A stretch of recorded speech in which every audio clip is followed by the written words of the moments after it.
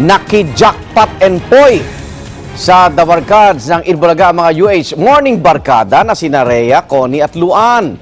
At kasama ang showbiz reporter, nakapusong si Nelson Canlas. May sinong nanalo at magkano? Alamin sa report na ito. Kumasa na rin sa masayang laro ng Jackpot and Poy ng Itbulaga ang mga tagapaghatid ng mainit na balita at showbiz chika. Panlaban ng Red Team ang laging updated sa showbiz happenings na si Nelson Canlas. Ako po, si Nelson Canlas, updated sa Jackpot and Poy happenings ng Itbulaga. Present din ang ilang UH barkada, kabilang na si Rhea Santos na pambato ng Yellow Team. Sa mga oras na ito, ramdam ko na kung sino ang mananaig. Go Yellow Team!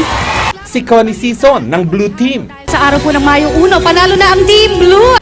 Pati na ang kaunang chika nating si Luan D from Green Team. Magniningning din ngayon ang aking Team Green! Go Green! Sa unang round, napataob agad ni Luan ang Red Team ni Nelson sa score na 3-1.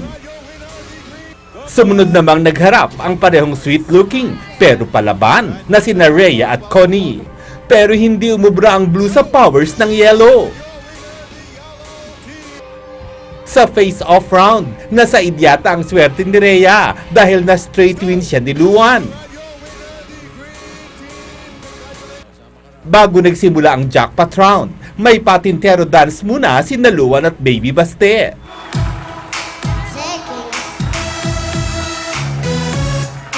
Nang sumabak na sa jackpot, dinaig ng charm ni Baste si Luan. Pero bumawi si Luan laban kina Catwalk King Sinon Loresca at Aling Maliit Riza May. Sa huli, huwagi si Luan ng 50,000 pesos habang tig 10,000 pesos naman ang dalawang maswerteng The Barkads mula sa Green Team. Ateli po kayo rito! 3-4-2 dito po!